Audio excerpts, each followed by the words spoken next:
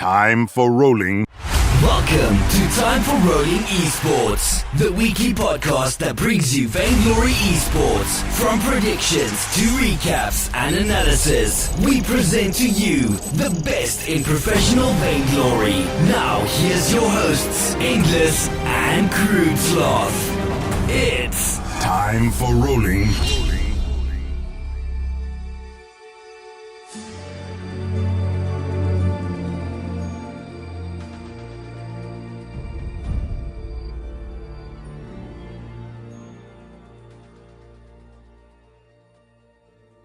Did you think it was coming after you or something? I didn't know.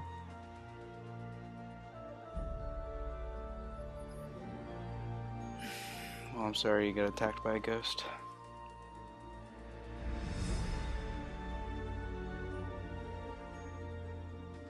You ready to do this thing? I think so. Prepare to talk about everything that happened on day 4? Day 4. Was day 4 the best day? Yeah, absolutely. 5v5. Yeah, I mean, I couldn't physically prepare myself for what 5v5 was and how awesome it was. I don't know, it was amazing. Can't wait to get into that, get into maybe championship grand finals discussion, and it's gonna be a good episode overall. Yeah, for sure. Hey, how are you feeling? I'm just have a slight viral infection, something pharyngitis nonsense. I don't know. What's the reasoning for you having that? Something to do with having a simple cold and not getting sleep. Huh. I don't really know what would cause that. Maybe the fact that I pulled multiple, not all-nighters, but completely flipped my sleep schedule in one day, and for 4 days in a row, instead of sleeping from 12 to 7 a.m., I was up. But I think it was worth it, I think it was worth it. It was a good time. Yes, it was. So let's go ahead and talk about our sponsors real quick for this episode. First of all, I want to talk to you guys about Mobile Esports. Of course, Mobile Esports is a great company that is all about mobile esports, hosting competitive tournaments, community events, all based around mobile gaming. Just like Vainglory says, mobile gamers deserve better. They are going to be doing more and more Vainglory tournaments. I'm so excited to get more involved with them when it comes to Vainglory and hosting more tournaments. They had their first one, which is the G Fuel series, in the beginning of December. Right now, if you guys do not know, they are hosting a grand giveaway. They are giving away, for first place, they have an iPad Pro 10.5 / Razer phone. You choose which one you want. A $100 gift card, G Fuel tub shaker and 3-pack, HyperX cloud gaming headset, and a SteelSeries Stratus XL controller. This is a giant giveaway, and they will be nine runner-up, which people get $10 gift cards and a G Fuel. So if you have not yet signed up for that and did all the possible options to get your submits in, make sure you do so. That is on their Twitter. Of course, Twitter is in our show notes, so make sure you go visit their page. It is their pinned tweet, so make sure you definitely sign up for that. A lot of great gifts coming out of Mobile Esports. Definitely be looking out for more things with Vainglory in the future. Our other friends is the NACL.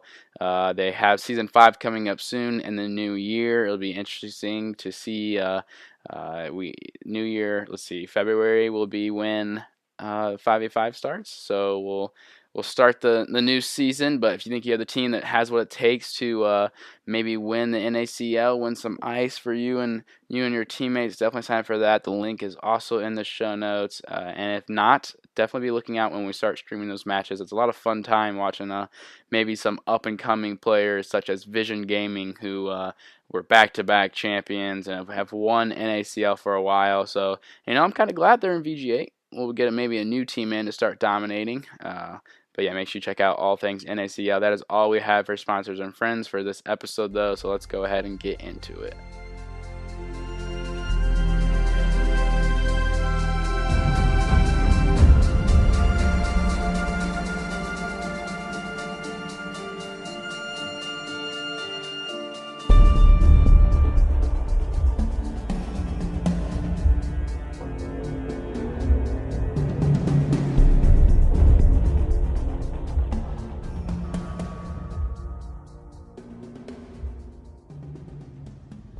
Hey, what is up, guys? We are back. Endless 55 here, episode, let's see, 68, I do believe. Crude Sloth, how are you doing? I'm doing fantastic. 4 episodes in 4 days covering Worlds, so it's quite a bit.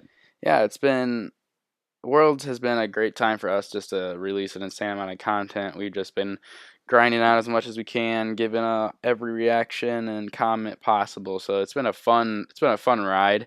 We're not going to stop. We're going to end December strong, have a few last guests on for the end of the year to give on their reaction, hopefully, about how 5v5 was. Maybe it'll just be Crude and I. Who knows? Either way, we will end out the year strong. We are so excited for 2018. 2018, like, I don't know. It's going to be the greatest year. It's easily going to be the greatest year. I mean, starting February it will be absolutely, but January might be a little bit of a lull. January is going to fly by so fast. We're just going to be, because, or at least for me and you, I'm talking at least content-wise, because we're going to be discussing, holy crap, we're going to have so many team changes, we're going to have so much to cover. It's going to fly by, and it'll be here before you know it. Me and you, of course, we do need to get some information. Hopefully we can reach out and find some information about when the season starts. Not necessarily to share with you guys. I'm sorry. We can't give out secrets. But just kind of figure out what's the plan for this next season. We can start planning for our show. I'd be interested to see what actually does happen. But yeah, day 4, Vainglory Worlds. Real quick before I get in the episodes, I just want to take the time to thank all of the Super Evil Megacorp dev team, everyone that accomplished. I'm sorry, guys. As we talked about already, I'm sick, so this is going to be a struggle for me talking. But they accomplished one of the greatest things ever. They had a fantastic Worlds. I mean, it was a success. No matter what you say about day 1 and the debacle of what that was. I mean, everyone has growing pains. You know, they have a new theater over there in Singapore, so yeah, stuff goes crazy. But I would say they took it well. I mean, day 2 was a little rough, but day 3 and 4 they didn't have really any issues, right? Yeah, no, they got their stuff fixed, and it was pretty smooth sailing day 3 and 4. I mean, we had one issue with a 5v5 match, which we'll talk about that later, and I thought it was hilarious. But yeah, they accomplished this giant 4-day tournament. They got probably the biggest viewers they've ever had. At one point, I think we had 41,000 maybe on Twitch, plus another 8 or something on YouTube. So we were close to 50,000 people watching. I think it got to 46,000 on Twitch. I saw Playoff Bear tweet that. So I think we were above 50,000. I mean, I saw some of the most famous, one of the most popular League of Legends caster, 230-some thousand followers, following along with his Vainglory, kind of saying, I saw him tweet, Vainglory heroes, or the champions, he calls them champions, of course, if you're a league main, they just seem to move slow. And everyone else was like, yeah, you just kind of got to get used to that. And someone's like, well, the map is smaller, so movement speed isn't as important. But he was just tweeting along saying wow, Tribe seems to be just dominating every move they make, and it seemed like he enjoyed it. He definitely is that's something I need to adventure more into. So that's cool. We saw TSM double lift. He was hosting Vainglory tournament. Other players were hosting it. So it was definitely a big event overall. 3v3, of course, is wonderful, but just the 5v5 reveal was just... Yeah, that's definitely what, that was the icing on the cake, man.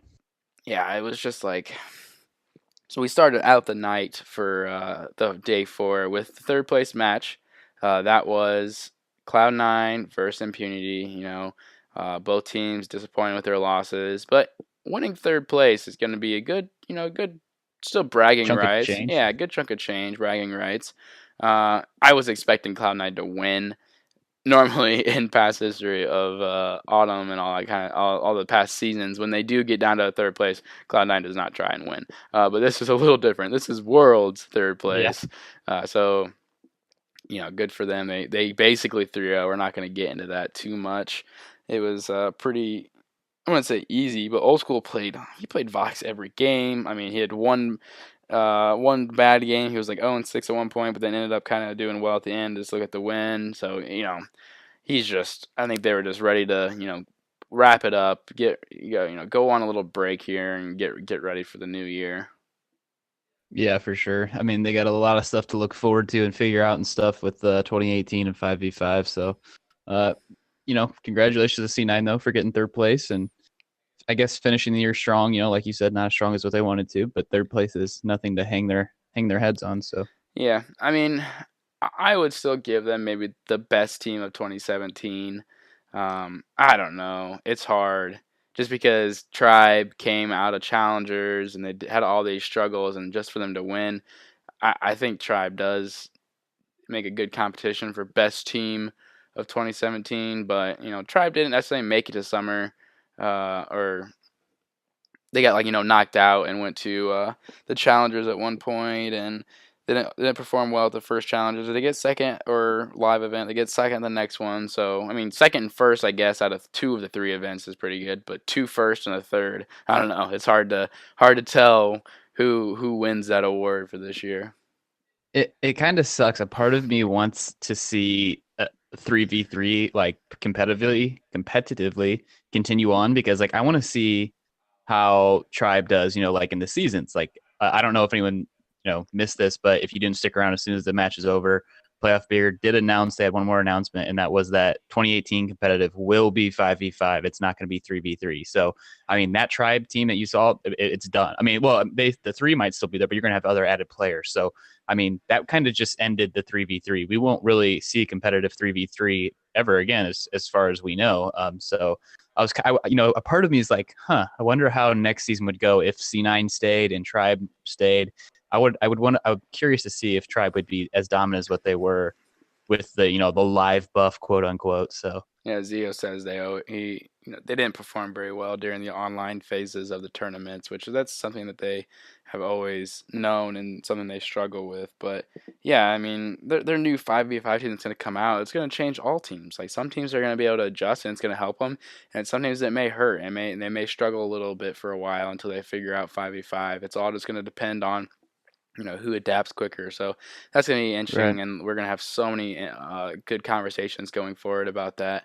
But we'll just save 5v5 talk for the end of the episode. We'll get into all the hype about that. Let's just go ahead and maybe go through some of the games for the Worlds. Tribe versus Ace Gaming, NA versus EA. It was time to finally kind of settle which region was best. I mean, I was happy to see a non-NA final. It was nice to see the two regions battling out.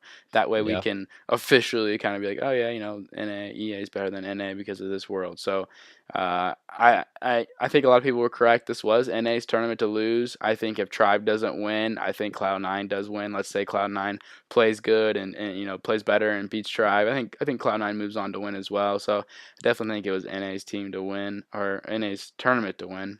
Yeah.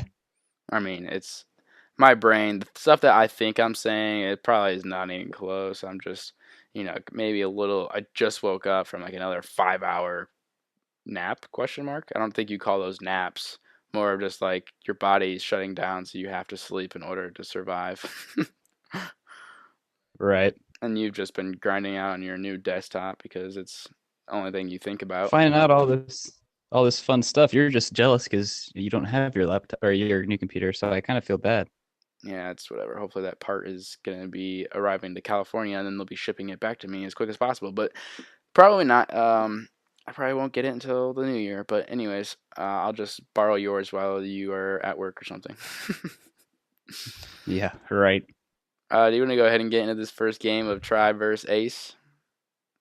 Yeah, sure. So, I wasn't really sure what to expect going into this, with Tribe being as dominant as they have been, in Ace Gaming kind of, struggling a little bit, like what we had said with Pain Gaming back in, was that quarterfinals? I'm starting to lose track of what day it was and stuff. I think it was quarters. Mm-hmm.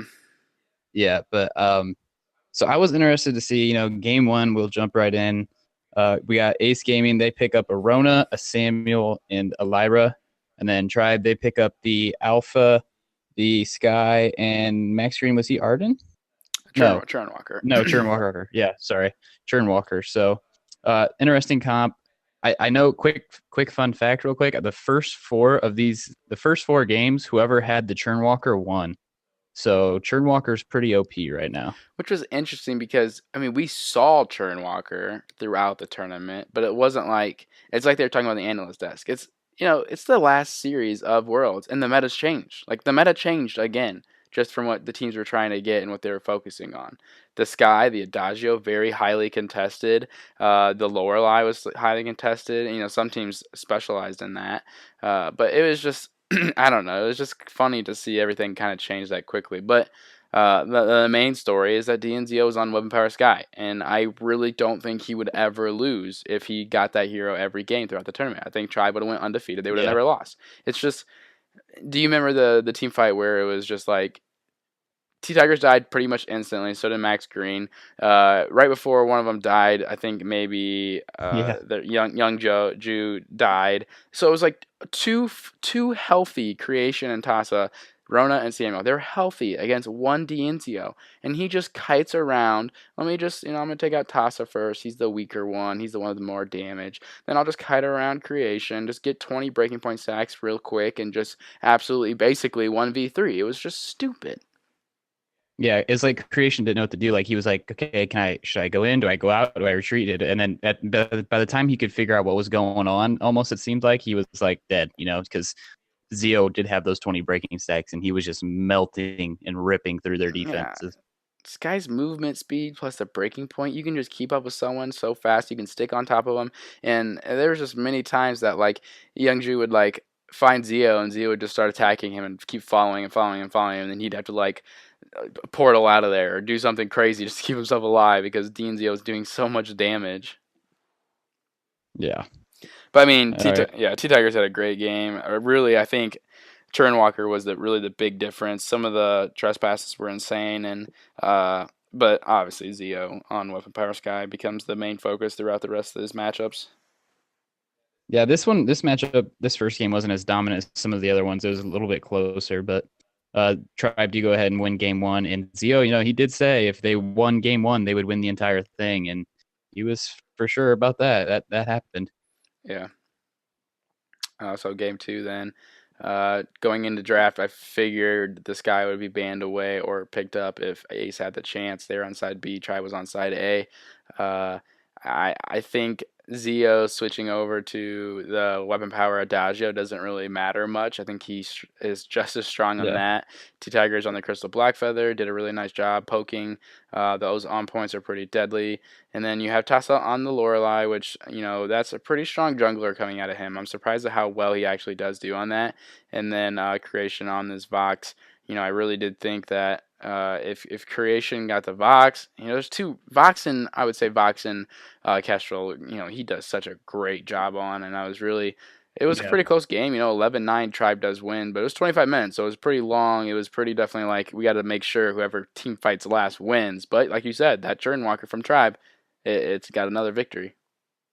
Yeah. The thing that I just wanted to focus on mostly in this game was, like you said, that Lorelei and how well that Tassa played that Lorelei. He gets those. Okay, it's fish food, right? Yeah. The one with the dude. He hits those he doesn't miss those. Like, no, it's insane. And it is truly fantastic that he can, predict where someone's gonna go, and like even that person thinks they're gonna miss it, and somehow they're still getting caught by a giant clam and getting stunned. Like it was some of the best stuns. I like that ability. It's like a pretty high skilled ability when it comes to stuns. It's kind of like Flicker's root, but Flicker's root takes so long. I think I don't know what the time is for that root to be activated as long as it's stun. It could be around the same time, but if you're standing on a pool for Lorelei, that stun does come up quicker because that's like the that's how her kit works. But I mean, if you can land a root on Flicker, that's always really satisfying. You're like, you idiot, you walked right into that. But sometimes when you're playing, you just make that one wrong step and you happen to walk right into it, even though you knew it was there. Right. But yeah, I'm trying to think. I was still up for this match because I was slowly dying and I was listening more than I couldn't use the energy to keep my head up and watch. I was just really listening. It was nice. It shows how awesome the casters are. We had a group of 3 casters for the World Championship. We had Dowsy doing most of the color cast along with Scoundrel, and then we had Medic who does a really nice job. Jaws. Was it Jaws? Jaws. Yeah, I'm pretty sure it's Jaws. All right. Well, whoever the last one was, I think you're right. I think you're right. Yeah. But surprisingly, does a really, really nice job for being a color or a play-by-play caster when he doesn't cast every throughout the regular seasons. He definitely does. It's pretty amazing that those casters can really adapt from game to game and do that well. But 2-0, Tribe's up. I mean, you're starting to think, are we going to see a 4-0? I mean, like you said, Tribe hasn't been dominating them, but still, a 2-0 victor, or 2-0 right now is a pretty big lead. Yeah, 2-0. I'm going in the third game. I'm like, okay, Ace cannot let Tribe get weapon power Adagio, weapon power Sky. Like, there's a lot of things you have to ban out and focusing on Zio, and then you can't forget about T Tigers and his Kashka play or his CP Black Feather play. Like, it's hard to ban against Tribe, and I think that's the downfall. Like, I mean, yeah, they're great mechanically and they play extremely well in the rotations. They're great, but I mean, when you look at it, some other teams, you can focus on one player and kind of really help eliminate any issues. But this team is so hard to ban against. I mean, and then you got Max Green with that Churnwalker and Arden, and yeah, it's just their combinations and it's just ridiculous. And going into Game 3, we see that Creation does pick up that Kestrel, which is what that Kestrel is so good at taking objectives and just demolishing turrets and the gold miner. I think that was the big focus for Game 3. Yeah, I think Creation is his Kestrel is equivalent to DNZio's Sky. Pretty much when he Right. kind of gets on that, he's just so comfortable with, just the mechanics of winning to active camo, when to do that. He's just really strong with it, and I think Tasa getting the Sky wasn't necessarily like a huge win for them. He played at Crystal. It was more of just to keep that weapon power Sky away from DNZio. But when you look at Tribe's comp, this is when I'm starting to check out of the series, unfortunately. But CP Blackfeather and our weapon power Adagio, you're like, okay, that's two heroes they just won on. They're probably gonna do it Yeah. again. So you definitely saw Aces, being level-headed, having the right mind going into down 2-0, definitely against a comp from Tribe that they just won on, to have the confidence that they could go ahead and beat them. 27-minute game, 10-5. Tribe unfortunately can't get this complete sweep. So, and this is something we've seen from Ace. If we look back throughout this tournament, I feel like early on Ace kind of struggles. They start having Yeah. or not early on. Well, I guess what Ace has done is they always struggle some point throughout the series. And against Pain and against Impunity, they came out and won right away immediately, and then they kind of started struggling, and the other team adapted. Here, they struggled from the beginning, and who was it? One of the play-by-play or color casters were maybe the ones that weren't casting at the time. It was like you could tell that Ace was really scared, and they seemed timid for the first couple of games, but they were starting to get more comfortable and getting a feel of how NA and how the Tribe was playing. And I really think that's Yeah. why Game 3 went in their way. They were much more confident on the heroes they had. Going into game number 4, I was definitely expecting Ace to put up just as big of a fight, and game number 4 was a close one. Yeah. Yeah. 10-10 really kills. It finished at the 20-minute mark. Tribe does come back and win this one. Comeback, that's the key. Yeah, it was definitely a comeback. But Zio picks up that Kestrel, does not want Creation to have that Kestrel. But I think the big thing that you and I had talked about was, Youngju getting on this Adagio. They had picked it up, I believe, or was it their first pickup? I can't remember, but I don't know if you do. Nah, I don't remember. I don't have the exact drafting screenshot. Well, regardless, we talked about how they picked up that Adagio, because they don't want Zio to get that Adagio. And they also picked up Blackfeather, but that was because Tigers picked up an Ozo, so we know Humanist was happy.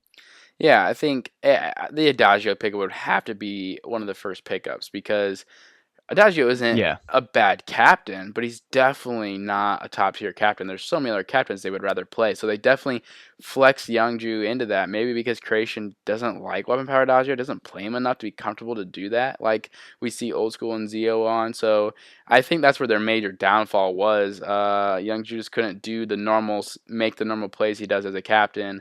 I think Creation hard carried here, okay, not necessarily hard carried, but towards the later game, he was doing a lot of damage. Tossed 8-5. He was one cleaning up a lot of kills and stuff. But Two Tigers 5-4 early on. Ozo Physics, I guess, is claiming that Ozo is the best jungler right now in that meta. So that was interesting to only see Cloud9. Obviously, Physics is with Cloud9, but no one else really pick up on that and try it. T Tiger's obviously a very smart player, picks up on things like that. But Zio, not his most comfortable Kestrel. He would rather be on that Sky or the Adagio, but that's away from him along with the Vox. So he went to Kestrel probably just to say, you know what, let's take it away from creation. I think I can play it well enough to win, and hopefully T Tigers would carry Right. me if I struggle. I wanted to see T Tigers pick up that Eve of Harvest to get some more of that sustain because I know like earlier on, I'll say mid game, he was struggling to. I mean, he would kind of get deleted out of the fight, and then they'd have to start running, and DNZio would get a couple glimmer shots down, and then Creation would have to kind of turn tail and start running too. So, I mean, he's professional. Obviously, he knows what he's doing way more than me, but I just feel like that Eve of Harvest for a third item could have helped, and maybe he was building towards that, but the game just never got Yeah, to that he point. still had healing flask, so I Yeah, don't I think know. the game got to that point. I think that'd have been. Yeah, I mean, the thing with Ozo is he has that kind of built-in heal, but the poison chip out of creation is probably what made it struggle so much for him, not being able to sustain. But I mean, a three-man acro bounce, man, the burst from that Yeah. is pretty crazy. So they somehow win that game. The Kraken late push from them was the key here. No backdoor so far from Ace. We saw that being a big thing for them against impunity. A lot of backdoors. We'll have to see if we have any insane base races or backdoors for this last matchup, right? Yeah. Game 5, Tribe's looking to shut it out. Ace Gaming, they have to win to stay in it. It's they're down 2 games at this point. It's looking grim for Ace Gaming, but uh, you know, Tribe, they picked up a pretty good comp. They got that Lyra, and then they kind of pulled out that surprise at the end there with T Tigers getting that Reza. No one else is really playing that Reza except for T Tigers, and he plays it extremely well. Yeah, that's the best part about Tribe winning with this comp is they won with a comp that they didn't necessarily try to draft. You know what I'm saying? Like they definitely Right. tried to get Sky and Adagio probably. They tried to focus on an Arden type or Chernwalker type captain, and then T Tigers, Kestrel or sorry, Kashka and Blackfeather, and we see him on the resin. So it was definitely like all of them just picking up that one hero that they are good at that they kind of forgot about. Here's what bothers me is Ace Gaming goes with this Crystal Arden again. Crystal Yep. Arden's never Yep. won. I don't. Someone was like, someone please explain to me why teams are running this. Like, is there a secret I don't know about? And who is Youngju on? Youngju is on Lorelei. Switch them. Like you just let's see. Where's that game at? Yeah, you almost won. I guess you didn't technically win, but it was really close. You played Tassa played Lorelei extremely well in game 2. So and then you'd have an Yeah. Arden captain.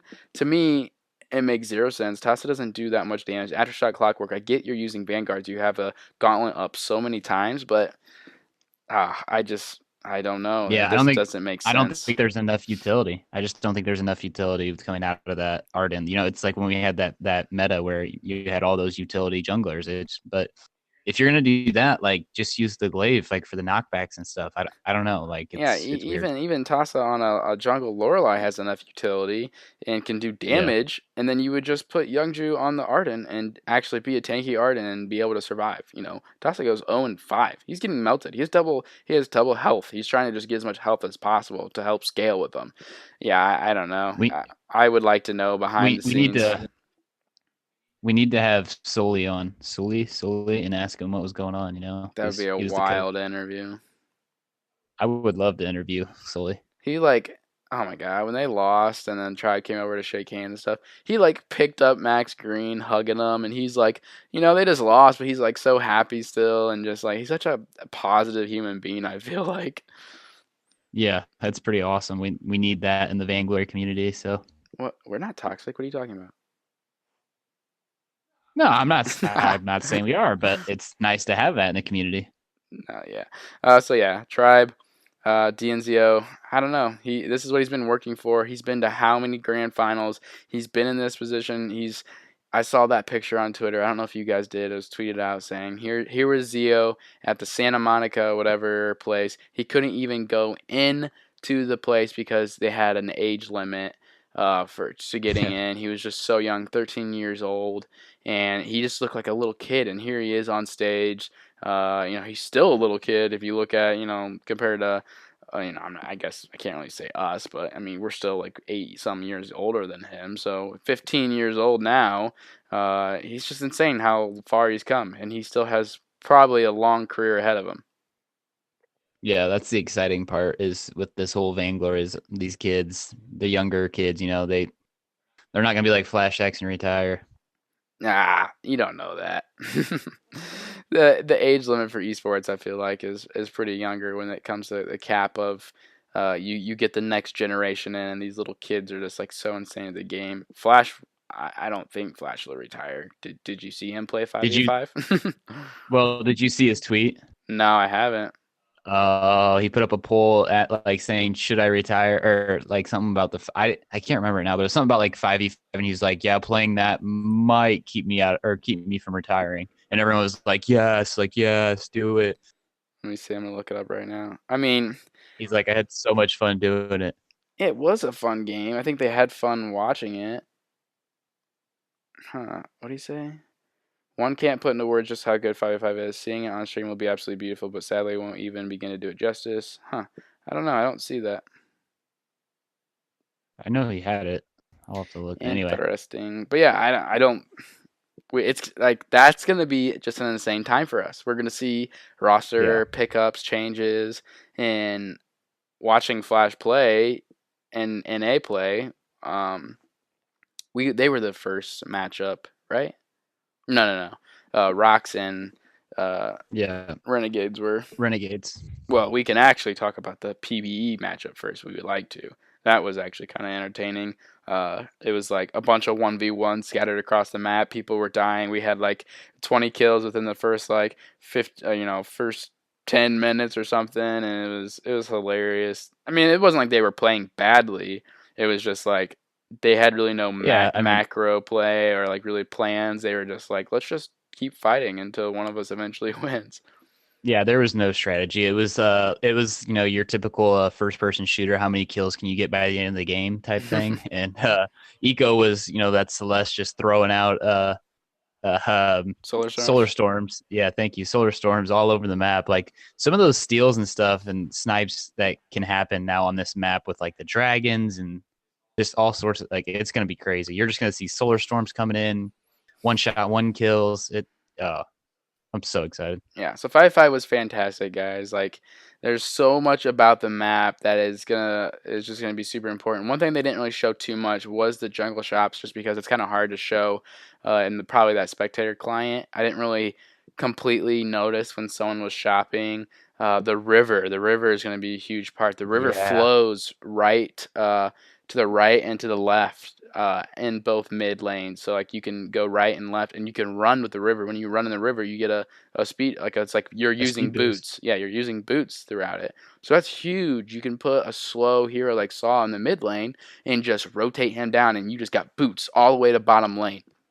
Genius part. That's genius on Vainglory, just because transportation was a big conversation in this 5v5 map, and what's the best way to do it? You just add an element into the map that gives you a speed boost. Like that's really smart. I don't think, and I had never heard them say it, but if you run against it, I don't think you get a slow. I think your speed's normal. That would be kind of crazy if you did get a slow going the opposite way, but I think it's just a speed boost going opposite ways. I think it is too, to be honest with you. What are their major things? The dragons are amazing. Ghostwing is going to be the one on the right side of the map that is going to be your team buff that does land at 15 minutes. Blackclaw is the big black dragon that is going to push down the lane with you, kind of like Kraken style. That's on the left side. That spawns at 7. And here is the first issue I have. And granted, we've seen how many matches? 3 or 4? 3, yeah. 3. Did we see? No, 4. Yeah, 3. We've seen 3. We saw PBE, Rocks versus Renegades, and then NA versus NA versus Renegades. Yikes. Okay, so 3 matches. Blackclaw at 7 minutes is like super early. Like Blackclaw was never taken before 15 minutes, just because people are team fighting, or not even like. Not necessarily team fighting. You're not team fighting to the extent where you are comfortable enough and have enough damage to take Blackclaw. I haven't seen someone attempt it at level 7 to see how long it takes, because I don't know. That's pretty early to not get it stolen away from you, to feel comfortable enough, because normally you really want to get those main objectives when you just got an ace, or you know where they all are and you can out rotate them and take it before they can possibly get there. But no, we saw really what the main theme was. People would finally get an ace, and you would like either get Ghost Wing and then try to run up and get Black Claw at the same time, or one team would get a Black Claw and then try to split push, and the other team would take that chance to get Ghost Wing to get a team buff. So that'll be interesting to see how it plays out, but I don't think that Black Claw at 7 minutes is going to be an intricate part, and that may change. Like his health may change or something like that. Yeah, that was definitely the most interesting thing was, we were talking about how are they going to keep they talk like the timing of the game. Will it be 40 minutes? Will it be, the 30 minutes? Will it be the 20 minutes? Putting those dragons on the map that early. I mean, it like you were talking about, we'll have to see how it plays out and stuff since we've only seen 3 matches. But not Ghost Wing, Black Claw can do some serious damage going up the lane. I mean, it can knock out some turrets, and that's the big key to keep the speed of the game up, in my opinion. Yeah, and Black Claw will always be mid lane. He'll always push mid lane. And what we saw Mm-hmm. teams doing is strategy already, especially with NA and the professional teams. At one point, we saw the classic 1-3-1 push. Black Claw was up the middle, and they were pushing with 3 of the members. And then Flash and Von C, this is the NA game, they both went to their respective lanes, top and bottom, and started pushing to get more turrets. You kind of force the enemy team to decide, okay, do we really want to protect the mid lane, or do we want to lose maybe just 1 turret each side and try to focus on taking down Black Claw? It definitely is a big decision. We've seen teams release Black Claw and just go clear vision and get control back and just let Black Claw push. I haven't seen how much gold it gives over. We know Kraken does give over a lot of gold, so it's kind of useless to get a Kraken if you're not going to get a good push out of it. So I'm not sure how much of an advantage it would be if you release Black Claw and the other team just kills it before you even get 1 turret down. That's little details I haven't figured out. How much is each turret actually worth? How many turrets you have to push with Black Claw in order for it to be worth? So that'll be interesting to see. So the first game was EA, which had 3 members of Rocks and then 2 members from the Japanese team Detonation. Then we saw the Renegades. Spaghetti played Varia, which I think she just needs to be banned completely from 5v5. I think that's the feel I got. Yeah, she's pretty OP in 5v5 with her ultimate. I don't even know the name of the ultimate yet, to be honest. I've played her like once or twice, but the chain lightning, everything is just like grouping up. The AoE is insane. And then like you just said, the ultimate. There was one point that there was a 2v3. Let's say the EA team had 3 members and they had the advantage. And then Varia's top lane like, oh, I'll help you guys, and it throws at her ult. And it's so hard. Yeah. In 3v3, it's pretty easy to dodge. Those strikes coming down. You have a circle, you can dodge them. But when there's 4 and you're like team fighting and there's a lot more chaotic, you pay less attention to that. Baron from one of the guys on the Japanese team, he just like walked right into one and died. Varia got the kill from like across the whole map. And so she'll be interesting to see how strong she really is. And there's gonna be a couple heroes we've noticed that are gonna do really well. We saw Baptiste in every game. We saw Catherine in a lot of them. And I don't know if you want to talk about the carries. That was one thing we really noticed right away was the true hyper carry from each team.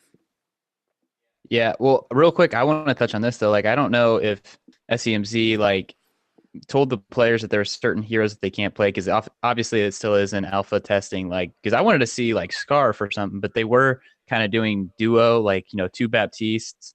What was the other? They did another like Celeste, I think, was in 2 games. Celeste, Vox was in 2 games. Yeah. So I was like, man, like where's Scarf? Where's Lyra, some of these other? Yeah, there's a lot. So I'm just kind of curious. I was curious about that to see if maybe they still have bugs with them because obviously they said that they're still doing updates to it. They will be all the way up until February when it is completely unveiled. So yeah, the tree that gives you the gold oak or something is really going to be a toad. That will change. There's the fact that they're sitting there telling us that all this artwork is still being updated and finalized, and the game looked amazing at this point. So I'm just Yeah. like, oh my god, I cannot wait to see like the little details. And that's the thing I want to get into. I want to get in that map and zoom in. There are so many structures and all these statues throughout the jungle. Like the detail is gonna be nuts. Just the aesthetics of the map was amazing, and I got chills. I was just trying to think how I wanted to describe it without being just too dramatic. But when they were, do you remember that time when they were in the mid lane fighting, and they kind of snuck Blackclaw, and out of nowhere, this dragon just swoops down on top of people in the Yeah. mid lane. You're like, holy, where did Blackclaw come from? Like out of nowhere, this giant dragon is there, and like the animation swinging its tail and its arms, and then just breathing fire. Oh, it's so dramatic, but God, it was awesome. So, what was your favorite? Sorry, real quick. I have a question. What was your favorite thing to see, like with 5v5? Like, was it an item? Was it just the fighting? Was it the map, the dragons? Like, if you had to pick one thing, like what? So here's my main thing that I want to try to express is League of Legends is always super entertaining because when you get 5v5 team fights, there's so much that is happening, so much that is going on, and there's just one team can be winning a team fight, but it can be reversed. I feel like team fights can go back and forth so much more in 5v5 because there's so many more heroes to stack up and scale. There was a couple fights where we saw TSM or NA winning it, but then the SEA team ended up winning it, like just came back and won that team fight, and they had two members down first. So I think the main thing is that Vainglory is trying to create their own game. Like that is what their goal is. They're trying to be unique, create one of the best, 5v5 MOBA experiences on mobile. That being said, I'm happy that I look at this game and I see some things from League that I'm like, okay, this is pretty similar to that situation. And the artwork and the graphics better than League. Like I can say that on a mobile device compared to PC. Yeah. So I just think how the game looks and just I was actually seeing a real MOBA. It wasn't like I was watching it. I was like, ooh, I don't like the feel of this. When you kind of look at Arena of Valor, some of these games can last 11 minutes. There's really not much strategy to it, I feel like. And there was a lot happening in 5v5 that I was paying attention to. It was just so much more excitement, so much more keeping me involved. That being said, I think I am falling back on my original, like how I kind of wanted the games to be longer. This TSM versus SEA match, it was pretty long. There was a lot of throws, a lot of teams thinking they could push to win and then dying, and the map is bigger, so it kind of takes longer to get back to the other side, and sometimes that team has more objectives they'd rather take and then try to push again. And so that game did go kind of long, and I'm interested to see. We saw the first two games with SEA versus EA and then the PBE. Those were 20-25 minute matches. That was pretty good timing. But that super intense back and forth SEA NA game, that was like 35 minutes. And when we start seeing high competition for championships, when teams don't want to make mistakes, they're going to be a little more patient. I truly think we're going to have longer matches. All right. Well, I think you pretty much covered every single thing that happened when I asked you to pick one. So good job with that. I know you're excited. No. You asked me to pick what I was most excited about, and I'm most excited about All right. 5v5 team fights and how it looks and feels like a true PC MOBA. See, I thought you were gonna you started talking about the NA game, and I was really concerned you were gonna take what I was gonna talk about, and I was about to be very upset with you. So, What is your favorite thing then? Just the fact of and I don't know if this will happen a lot. Maybe it won't. Maybe it's just like a one-time thing. But the with the teleport boots, in the back doors, I was so into it when Shin and Flash were trying to backdoor, and they both teleported back. But SEA saw them teleport back, and they caught them. That's just going to be, that sets, it's not the typical, what we've seen the back doors where, you try to jump over the wall and stuff.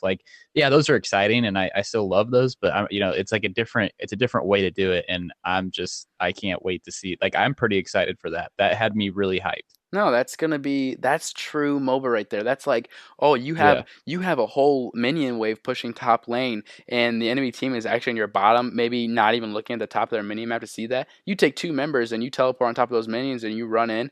But what we learn, and I think it's gonna be interesting to see what changes, that Vein Crystal is not easy to kill. Like, Yeah. oh my gosh, the missiles plus the ruptured things that stun you. It was Shinkaigen and Flash. They were on two Yep. carries. They were on Lance and Jewel. Jewel. They went up and they tried to take it down, and the Vox teleported back home, and they were able to stop it. Like, that Vein Crystal was not being destroyed. Full build Jewel and Lance and 3v3. Oh my gosh, 3 hits, that crystal's done. There's no way you're stopping it. This is what I kind of like, is that it's truly going to be the best team has to end the game. And 3v3, it's kind of like, oh, if your Vein Crystal's exposed, pretty much you have enough health to just use all your boots and just run past the team and use your reflex blocks and fountain as much as possible just to stay alive, and you could burst that crystal down instantly, and you pretty much have a win wrapped up. But we saw TSM, or I said it again, sorry, NA plus Shinkaigen. We saw them, get down a lot of turrets, a lot of armories, and they had the game in their bag or whatever. And SEA won a couple team fights late, and they're the ones that ended up winning.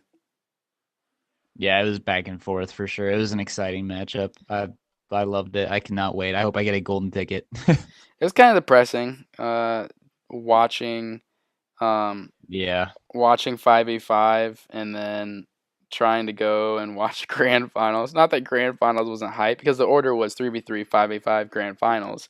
So that was like, wait a minute, I have to go watch 3v3 again? I was waiting for SEMC to come out and be like, all right, plot twist. You get to each add 2 more players from any other roster that's been knocked out from your region. And you got to do 5v5, and that's what the finals will be on. I was like, let's go. Let's do that. So back to my original question about builds and stuff. When we look at the builds, let's look at the North America SEA. The hyper carries. Best Chuck is going to be one of the hyper carries. He has 5 items, 2 shatter glasses, a broken mythic clockwork, Eva harvest. No defense. He has a lot of team members to get in the way, and be that tanky front line for him. On the other side, Spaghetti, same thing. 5 on that Celeste, 5 items. No defense at all. And this is what's interesting. Me and you were cracking up about. Do you remember Shinkai again in Chingy's build? Yeah, the spell swords. Yeah, Shinkaigen has 2 spell swords with a crucible, and his own reflex block, teleport boots, and then Chingy from SEA, 3 spell swords and a poison chip. Like the mana and the time, how much he can spam his abilities. So that's gonna be interesting to see. You're gonna have some of those, again, those utility heroes that do damage, but really their main goal is to spam their impales and knockbacks as much as possible during a team fight. The one thing I was surprised, was we truly did only have 1 roam. Like, I was kind of expecting, which this North America game with Shinkaigen having his own crucible was the first time we saw that. We had a couple of war horns on each member as well, so that way I'd have a speed War boot. horns? Oh, sorry. That's treads. A new item. War treads. Whatever. Yeah, infusions are still in. Oh, remember another thing that was interesting. Remember when someone captured the weapon power tree, and then his hand, your like body kind of glows with this bubble, either a crystal or a weapon, and then he died, and then it fell, and then you can pick that boost up. I thought that was pretty interesting.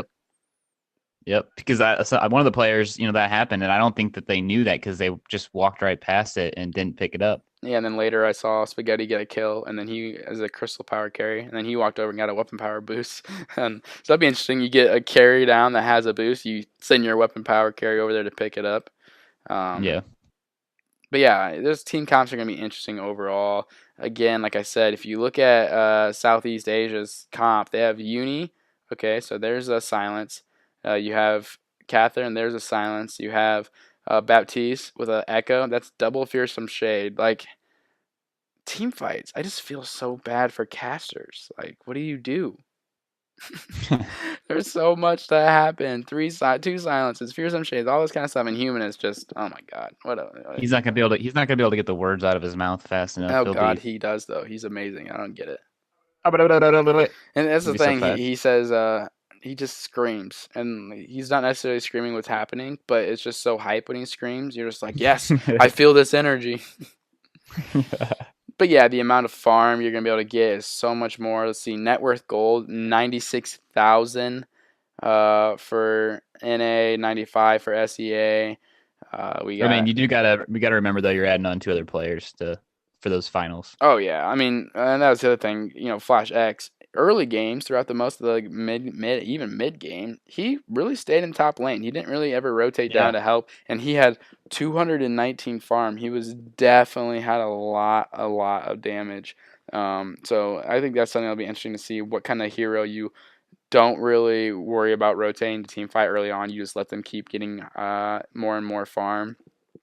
But yeah, we see the end of this game for NACL.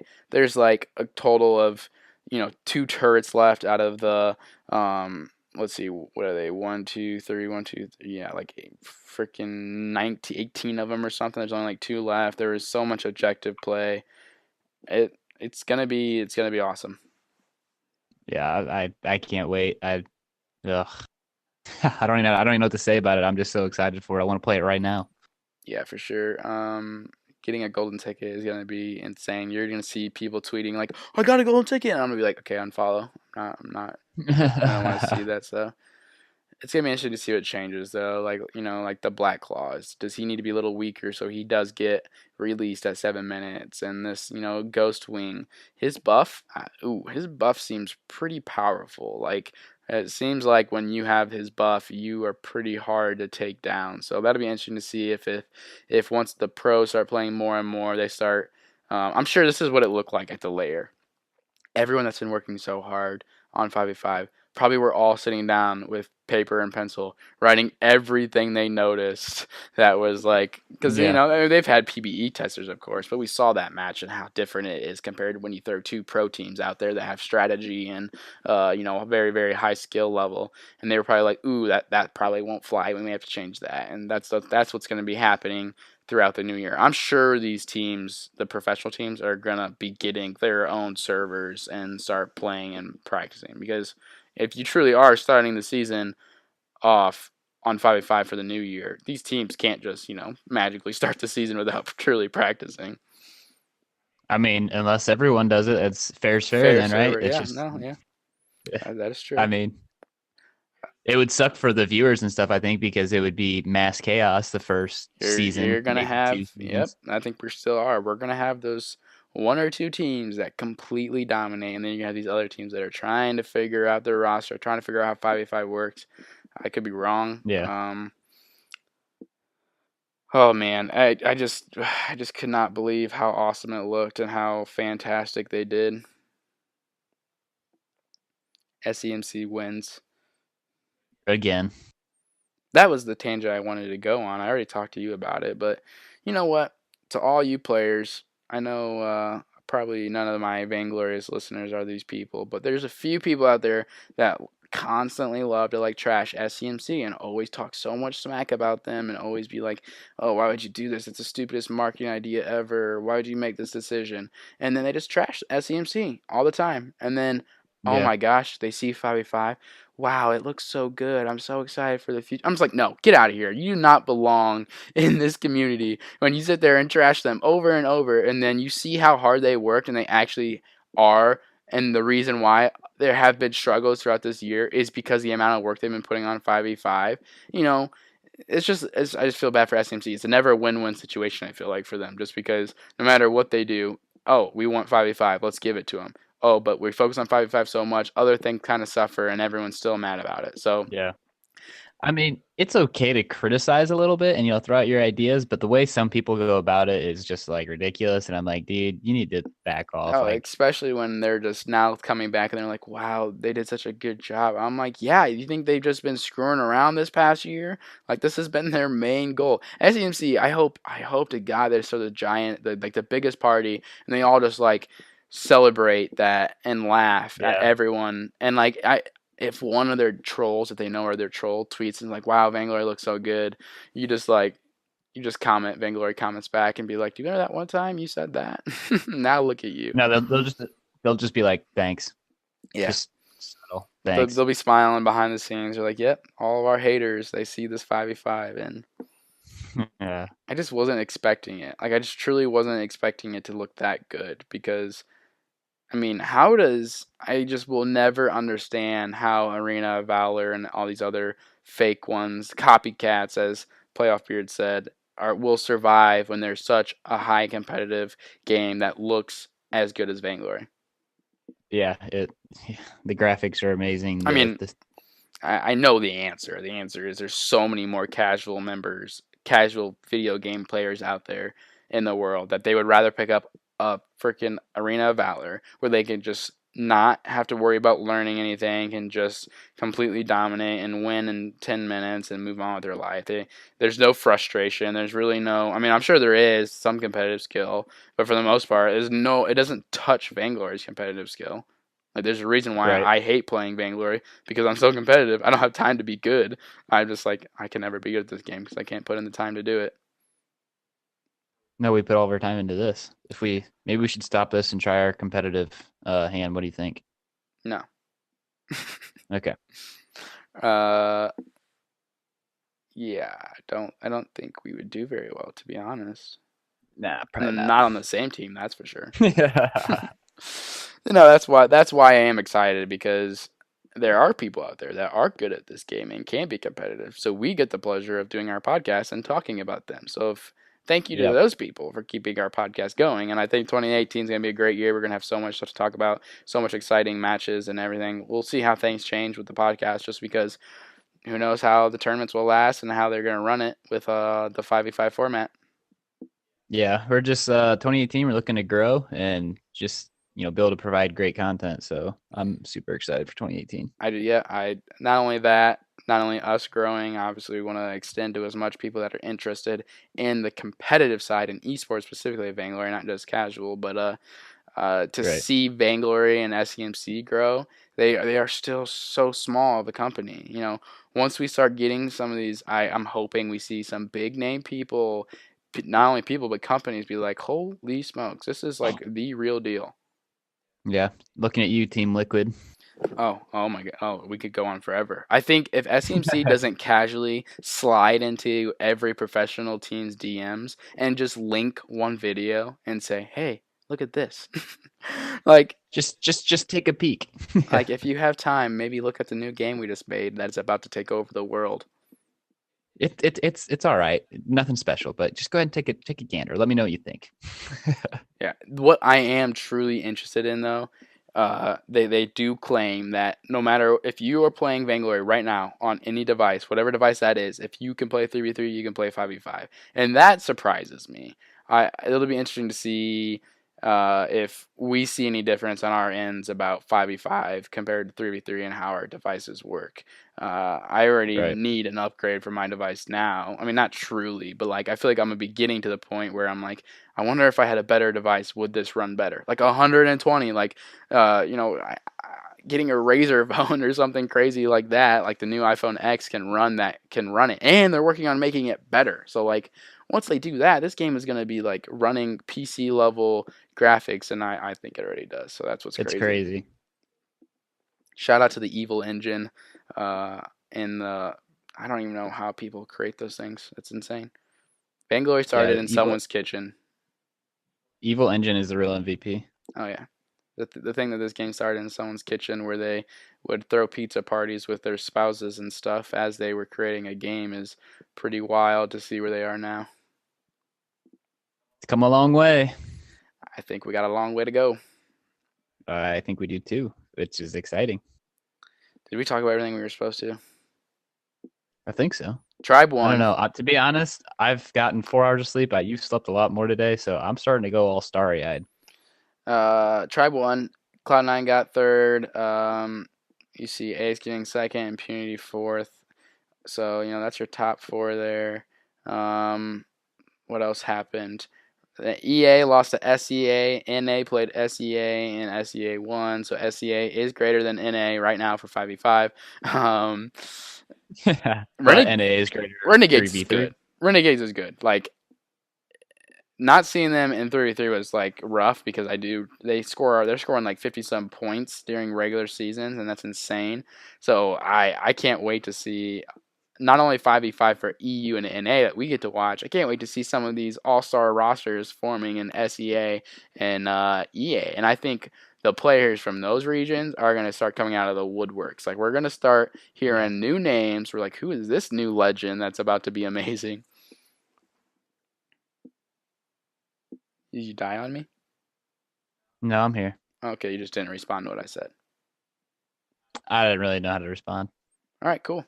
I don't think we have anything else then. It's already been talking for an hour, surprisingly, and I am dying talking because of my throat right now. So this is a little miserable.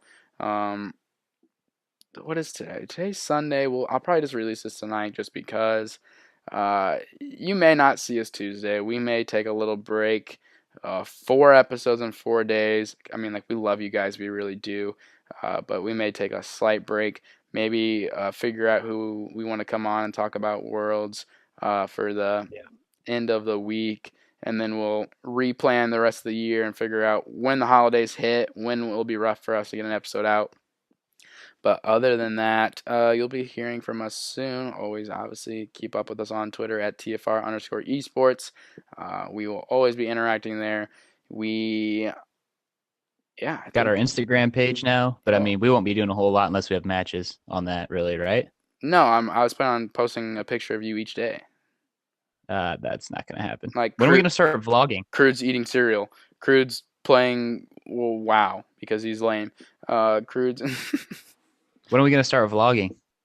With our phones? Just start vlogging with our phones and not get a GoPro or any cool cameras? Yeah, no, just our phones. What would we do? Vlog us playing video games? Vloggers normally do interesting things throughout their day. We can, well, guess what? Vainglory's mobile, so we can play Vainglory anywhere and do interesting stuff with it. It's not we're tied down to our PC.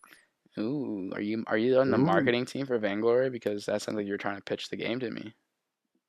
I mean, if SEMC is looking for someone to be on their marketing team, I can learn real quick. I could do that. Don't know what I'm talking about right now, but I can learn.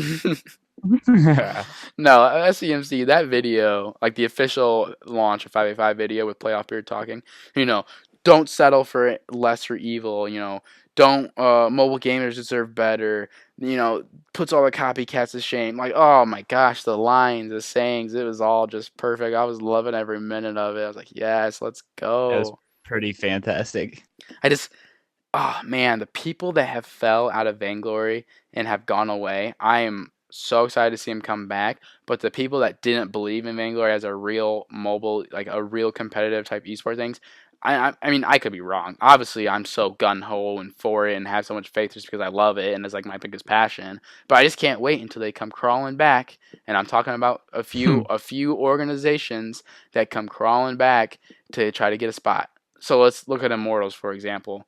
Immortals had Tribe as their roster, correct? Yes. So they have to go and drop them, and they sell them to Tribe. Tribe picks them up, they win Worlds. Immortals has put everything, all of their resources, into their Overwatch Pro League. Everything. They lost their LCS for League of Legends.